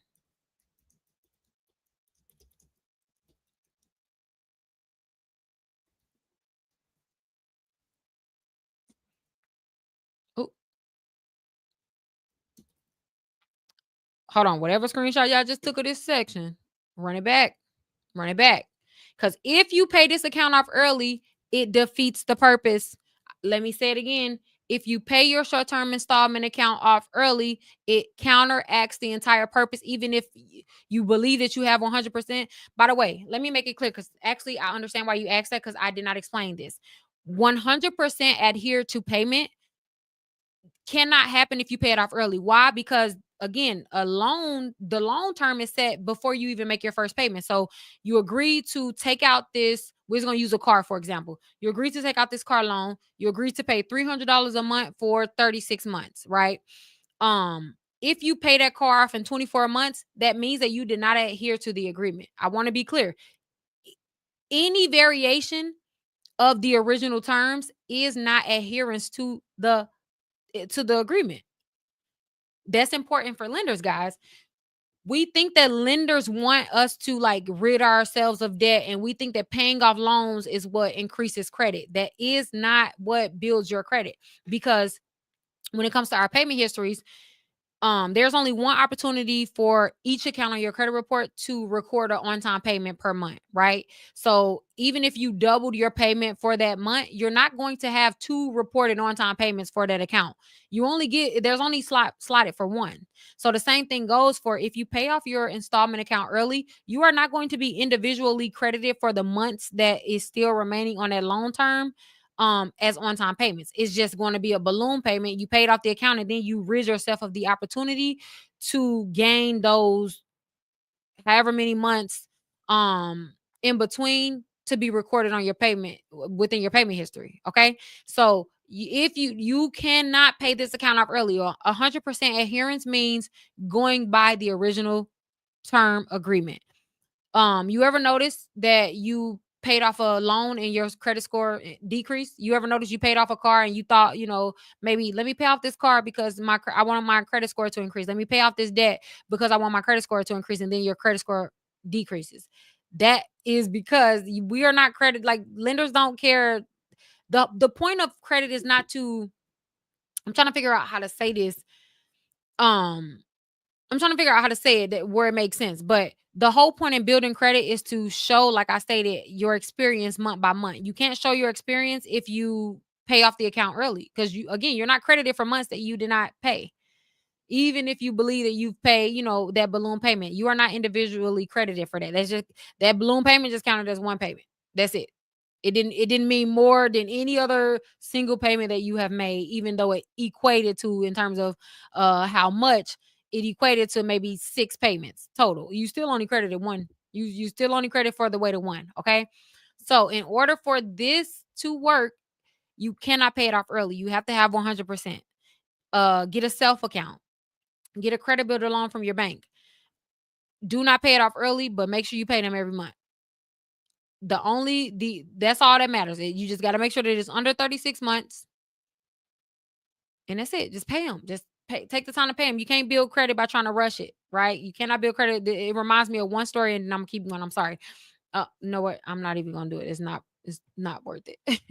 All right. So after you have your short term loan checked, right? With the various qualifications, then the next thing that I need you to do to complete the installment loan strategy is to have one long-term loan or installment. A long-term installment is any loan over 36 months. So this can be anywhere from a student loan, a installment loan, a student loan, a car loan, a some personal loans can be long-term depending on, the length. Um, yeah. It's typically like student loans, car loans, or auto loans that are considered long-term installments. Now, the difference between the short term and the long term in terms of the qualifications is you can pay this long-term installment off early if you want. However, you need to have at least 4 years of adherence, okay? Because if you don't have at least 36 months plus reported, then it's not going to count as a long-term installment, right? Like you might as well have a short-term installment. In order for it to show as a long-term installment and for it to count towards your credit report and your on-time payments as a long-term installment, you need to make sure that you try to, as best as you can, leave it open for at least 4 years. Could be impossible, sometimes, especially when it comes to like cars and people, maybe you may want to trade in your car or refinance your car because that starts over the loan, right? That I understand, right? So, you know what I'm saying? Like sometimes you can't really control it. Like that's really what it is when it comes to long-term installments because it's such a long-term obligation. I wouldn't want to advise you ever to solely leave your decision on if you're going to refinance something or not based on like the small amount of points that is going to add to your credit profile because technically speaking you can do without the second part, the long-term loan. You can do without it, but it will make a subtle difference if you have it. You know what I'm saying?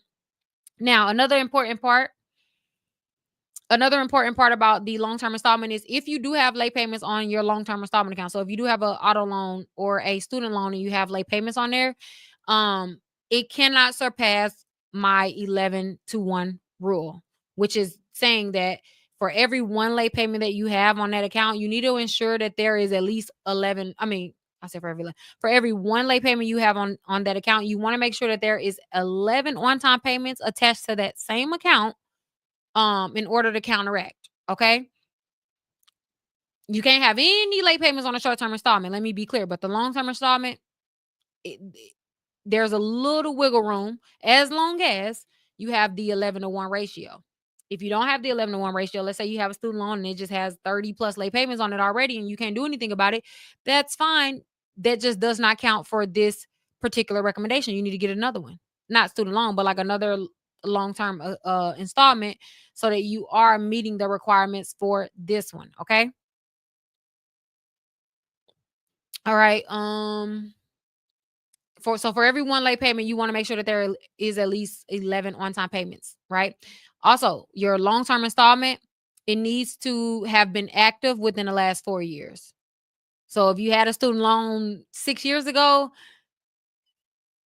it's not really you need one within the last 4 years, okay? Like, it'll help a little bit, but it's way too far removed from your current credit profile that it's not really gonna make that much of a difference. So if you want to, make the most difference of your credit profile and your borrower worthiness, you need to have a long-term installment within the last 4 years, okay? So this list seems long, I know, but if you think about it, we've only discussed the need for 4 accounts. It's just very specific qualifications for each account because it matters, but also because I wanted to remove all the guesswork. We've only discussed 4 accounts though, guys. It seems like a lot. 4 accounts. You could do all of this with little to no money up front, truly. So, where else are we? Okay. So the red flag mistakes in terms of the installment strategy is skipping payments or late payments, right? Deferring loan payments. Unless it's a student loan, deferments are always going to count against you. The student loans are the only loan or installment type that lenders really don't care for the deferments. Like they really expect it when it comes to student loans because it's sort of just how student loans work.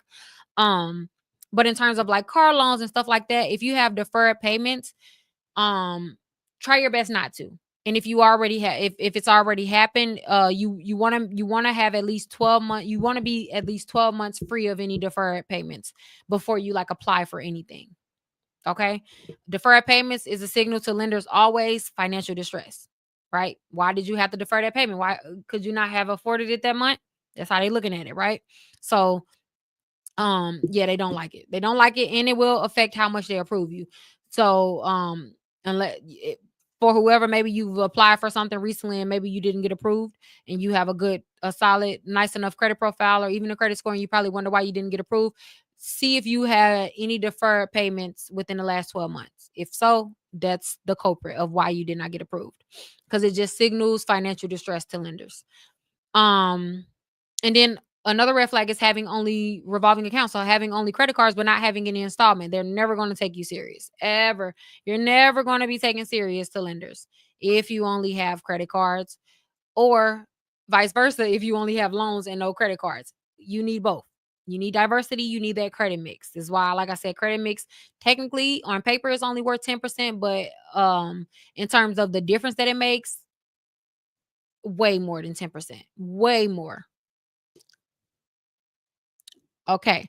How long do you have to maintain the installment strategy? So for short-term loans, um,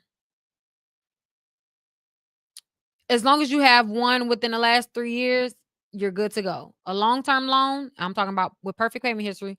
A long-term loan, again, 4 years is sort of that cutoff for that. Now, what is the behavior anchor that this installment loan strategy will signal to lenders? Consistency over time. Consistency over time. Consistency over time.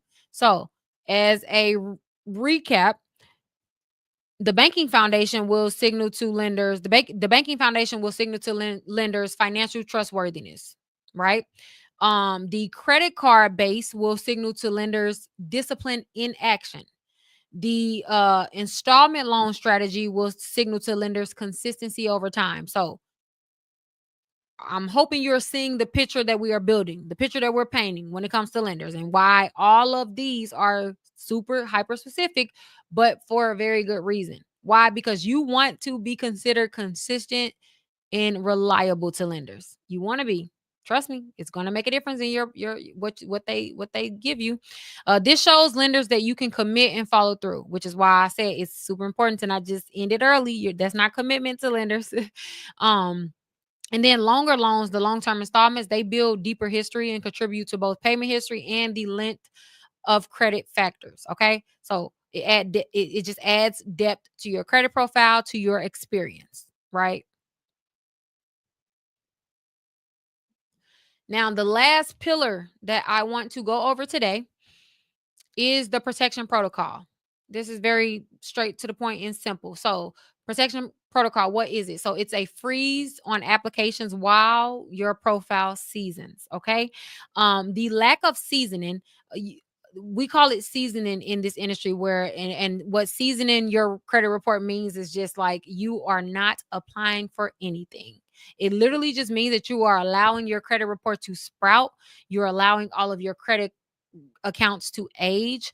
You're allowing the average age of your accounts to increase, and you ain't doing nothing. You literally are just doing, the things that we discussed in terms of like showing certain behaviors, emitting certain behaviors when it comes to your accounts, but you are not adding anything new. Why is that important? Because new credit activity or inquiries can trigger not only a 10% score drop, but also what it does on the other end is it raises lender suspicion. Because if you're looking too desperate, if you're looking like you are just shopping and seeking any credit, that is a red flag to lenders.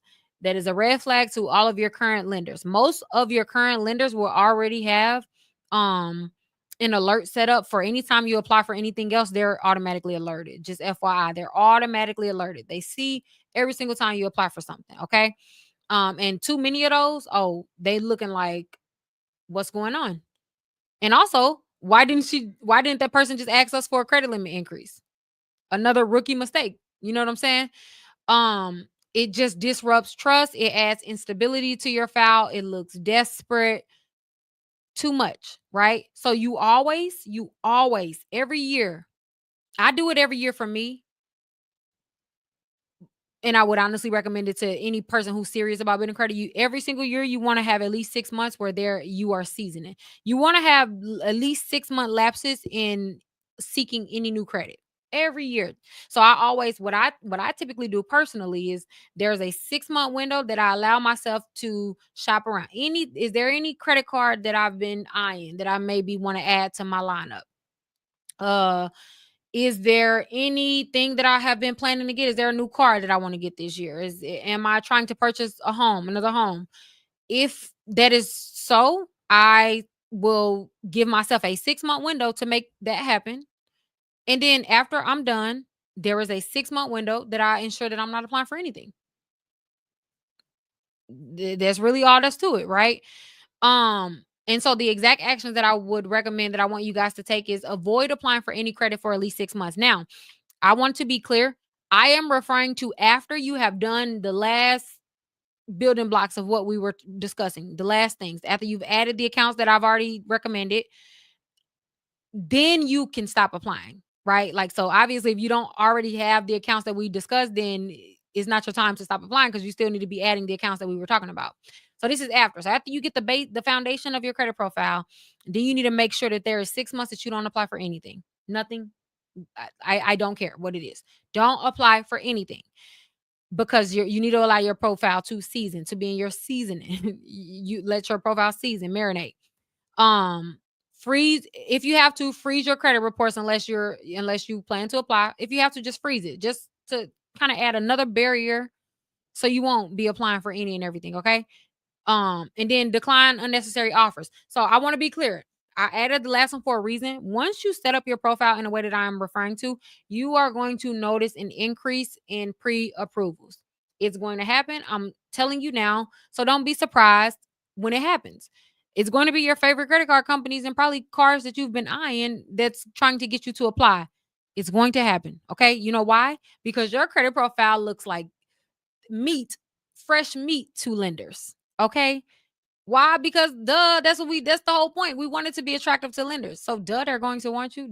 Okay, I'm telling you that right now. They're gonna say, oh, get this new shiny $10,000 credit card. Well, you are pre-approved. And they're serious. They're not just baiting you, they're really serious, right? You have to hold off, you have to restrain. You really can't. You don't fall so easy. Don't be so easy. Okay. So after you get your base set up, close your eyes to all the offers. Just close your eyes to them because they're gonna come. They're gonna come, friend. I'm just gonna let you know because I just remember when it first started happening to me, they got me on so many unnecessary retail and store cards because I was excited. I'm like, oh, I ain't never had good credit. Wait, what? You mean to tell me you finna approve me for this $5,000 credit line and I'm coming from a $300 credit line? You know, like it was new, you know. So and it was exciting, and I'm telling you right now, I understand, I get it, but it's going to pay off more, and you're going to get a higher limit. I promise you. If you hold off, you got to hold off for the 6 months. Let me tell you one more thing. There is nothing that looks better to lenders. That number one, like I said, you already bait. You already look like fresh meat to the lenders. Your profile because it's already exactly what they're looking for. And then if they see you have not applied for anything in 6 months, oh baby, what? Now there's some negotiation that can happen. You don't have to accept what they approve you for. They approve you for a $10,000 credit limit. No, I'm asking for a reconsideration. I want 20,000. Now you got to go. Now the ball is in your court because you're not desperate. When you are desperate, they see you applying for all them other cars. Oh, girl, they're literally going to throw you anything because they know you're going to accept it. It matters. It matters. That's all I'm gonna say. It matters. It matters. So yeah, allow your profile to season for at least 6 months after you get your base. And then come back and let me know how it worked because you're gonna be like, oh, I did not think that it made a difference. And it actually made a difference, like for real. Red flags is applying too frequently. So if you have more than 3 inquiries in 6 months, I know this sounds not like a lot right now on the surface, but you got to keep in mind I'm talking about after you have already set up the base, right? So this is in the future. If you have more than 3 inquiries within 6 months, credit card inquiries specifically, then lenders are all that again, they're going to it's going to alert them. They're going to be like, what is this person searching for? Because by the way, after you get your base set up, there should never be a single calendar year where you're adding more than 3 accounts to your credit profile. It's a rookie mistake. That's rookie behavior. It really is. No experienced no experienced borrower will need to add more than 3 accounts within 6 months on their credit report. Like that, that's truly excessive. That only makes sense when you are in the beginning of building credit and you're just trying to lay that foundation. Okay. So yeah. Opening accounts back to back. Again, I want to keep saying this, but I'm referring to after the foundation is laid. After that, you just applying for all these random credit cards, like that's insane to lenders. Like it actually is scary to them. Don't try it with Chase. Oh, Chase will close your account right there. Do not try that with Chase. I'm just gonna let you know that right now. The as you move up credit tiers and stuff like that, lenders get strict. They get strict, but that's because you got to think about how much money they have available to you or that they're lending you. A lender giving you 40K and they see you applying for Victoria, you didn't apply for Victoria's Secret, Bath and Body Works, and some other low level account. Oh, they're getting scared. They're like, hold on, this person got $40,000 of my money. is not looking stable, So just be aware of that. Also, you're not going to need to. And by the way, but let me be clear. It ain't even to add a restriction, but it is to say that, like, once you do get this foundation down, you're not going to have a reason for wanting to add 3 more credit card accounts. Why? Because you're going to go to your current lenders. You're going to go to American Express and ask them for more money. You're going to go to Chase and ask them for more money, and they're going to willingly give it to you. That's the thing. Like, once you set the foundation and build these habits and do all of this, you don't have to beg them for money. They're more than happy to give you more funding. Getting a credit limit increase should be like, that is a regular thing that needs to happen. And I was going to include it in this, but I said I didn't want to, because this is for the foundation. But, like, just on a personal level, there is not a single calendar year where I'm not getting 2 or even 3 credit limit increases on all of my major credit cards every single year. That is a normal thing. The companies are not running low on funds. Don't think for a second that just because they may have approved you for $500 in the past, that they're running low on funds. Oh, they have it available, and they will give it to you if you deserve it. Like, if you qualify for it. Okay? So you ain't gonna want to open 3 more accounts in 6 months. Trust me, there's literally no reason. It's actually no reason to. All right. Now, so too many inquiries, too many bad lenders, junk accounts, and just all of that randomness that's typically on credit reports. It just signals to lenders that you don't know what you're doing. You may think that you're building credit, but, like, you're not building quality credit. Your experience is full of red flags. So yes, you are experienced building credit, but, like, what type of experience and what type of message are you relaying to lenders? Most of the times, it's just very chaotic and just a mess, right? And so that's why a lot of times we end up on a hamster wheel when it comes to credit, constantly feeling the need to have to repair our credit, or to fix our credit, because we are usually unsure about what we're missing, what we need, what lenders are looking for. And I try my best to really lay out exactly what lenders are looking for, exactly what you need to do, regardless of where you are currently at right now on your credit report. There is something that you are likely missing on this list. And you will find that as you are filling in the blanks of all the things that you are missing and going down the list, it is going to make a difference, right? And I know that we talked about a lot of things today, and it probably seems like a lot. So I wanted to compile, like, one final list to go over, just to make sure we're all on the same page. Okay. So oh, and by the way, the behavior anchor for the protection protocol, or the seasoning, is patience, which signals maturity. You're not desperate. Whatever you are applying for, it's like you are certain with what you want, and, like, you specifically want this card. You're not just applying and hoping anybody approves you. No. Lenders, like, you are not trying to appease them. You're trying to get them to compete with one another to appease you. Be clear.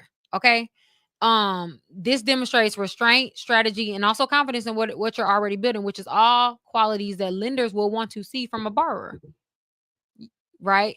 So, of all the things that we stated today, and whatever, what does a healthy credit profile look like? My mouse, if it will move. So, a strong credit profile is not measured solely by a high credit score. It is built on structure, maturity, and low risk behavior, right? Everything that we discussed today. So, the following markers are signs that your file is moving in the right direction. Okay. Number one, you have at least 2 active, well managed major credit cards. You consistently follow the AZEO strategy and keep your utilization under 10%.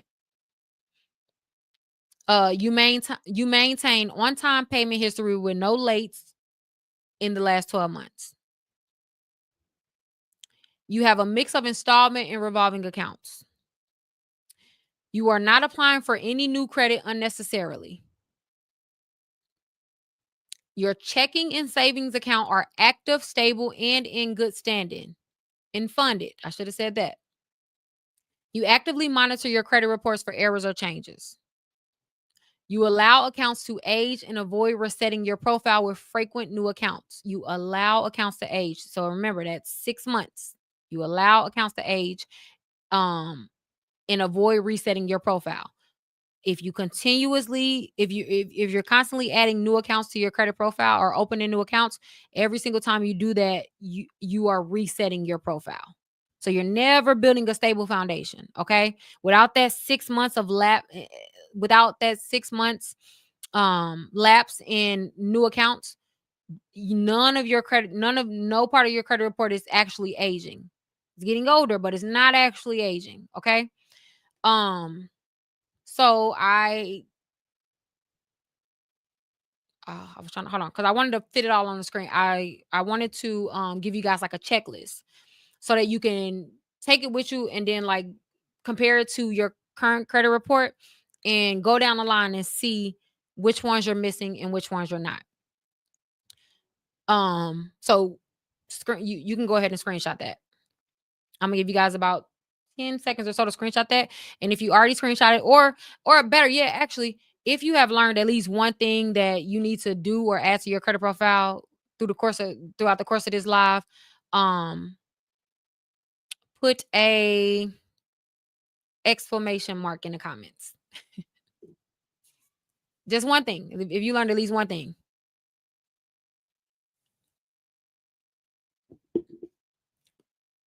Period. Praise God. Love that. Okay, good.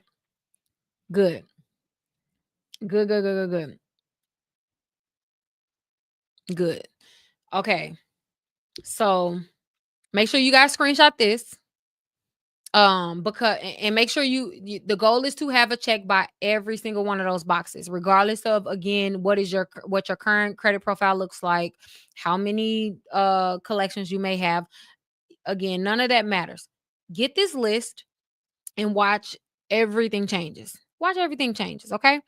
So each of these recommendations, they reflect something different, right? But all together, in completing this entire list, what you will reflect to the lenders is stability, discipline, and strategic credit activity. You will display traits that they prefer. That's not that will not only raise your score. So by doing this, you're not only going to raise your score, right? You actually are going to make a difference in your credit profile and your borrow worthiness. So every time you are checking off something on this list, I don't need you to just look to your score to determine if it worked.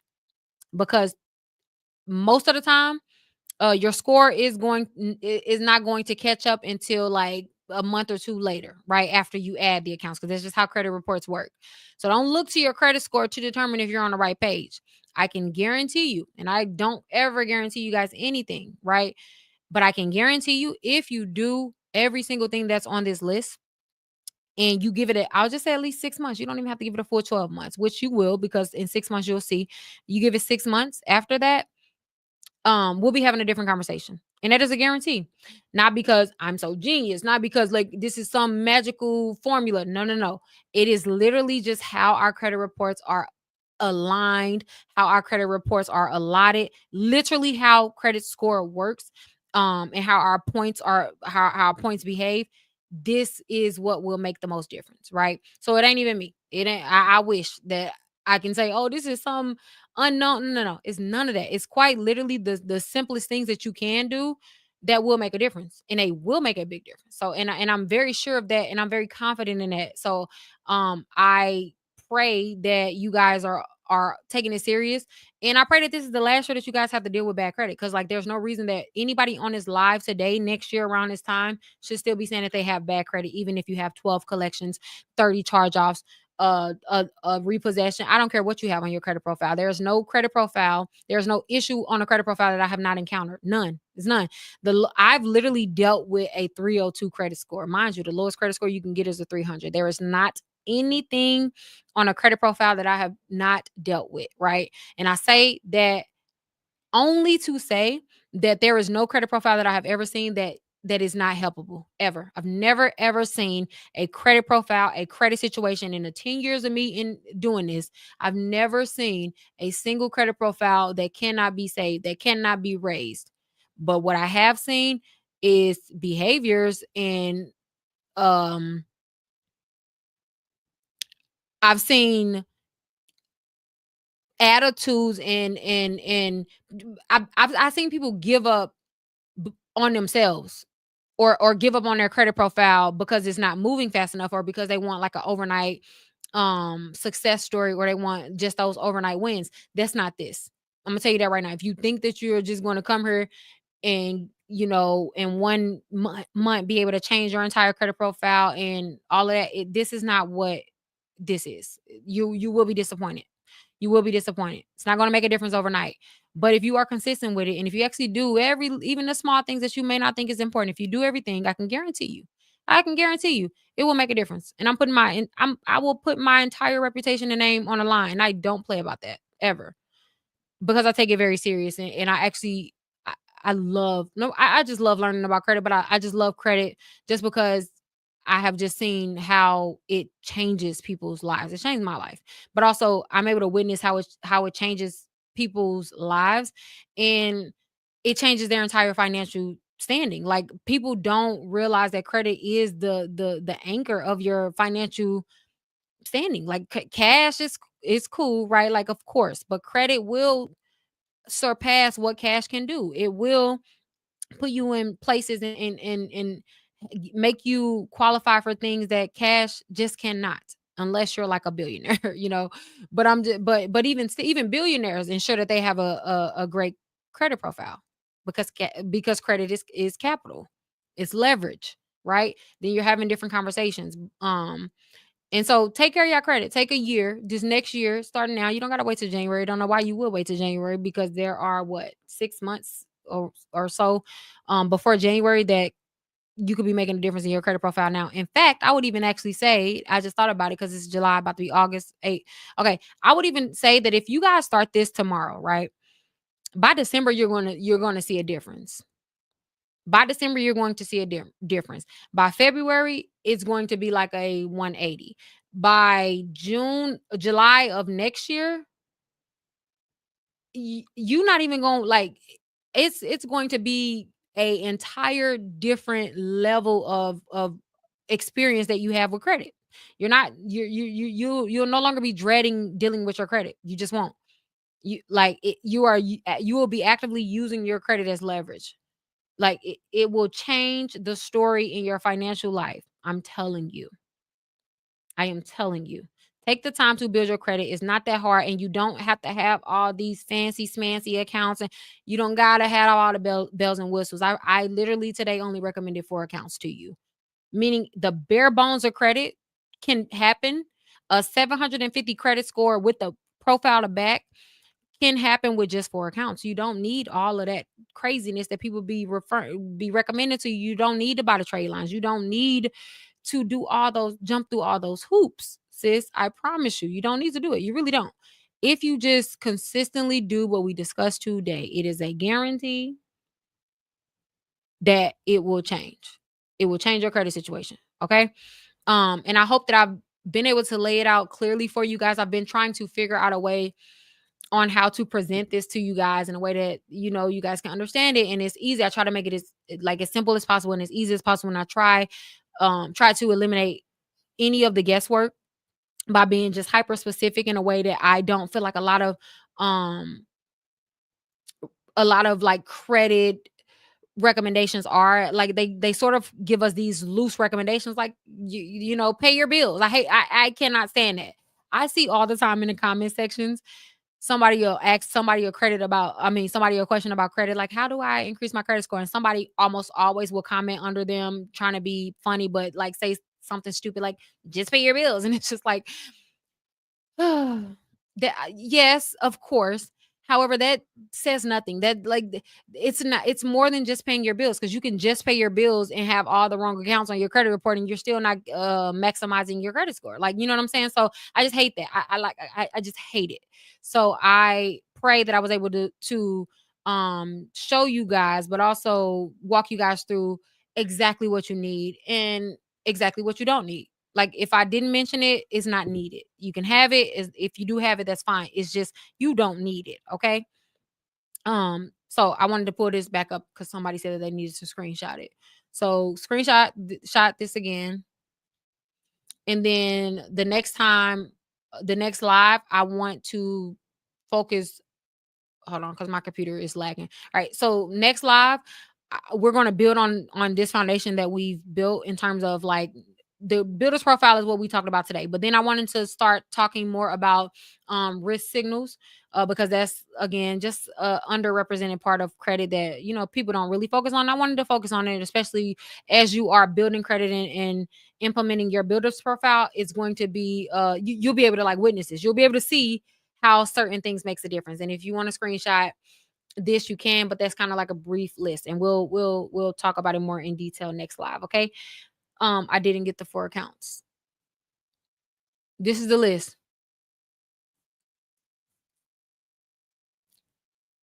All right. So share this live with your family members, your friends.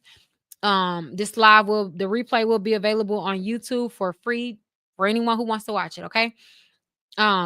Share it though. Share it. Share it. And yeah, if you guys still have questions, please leave it in the comments, because I'm actually going to be monitoring the comments on this video specifically. And yeah, I will see you guys next time, and we'll continue to build on all of this information that we're talking about today. I hope you guys was able to take something from this. Okay, so go build your credit. Okay, so we can all be stunting together and flexing together. Okay, all right. I love you guys. And I will talk to you guys later. All right, bye. Bye bye.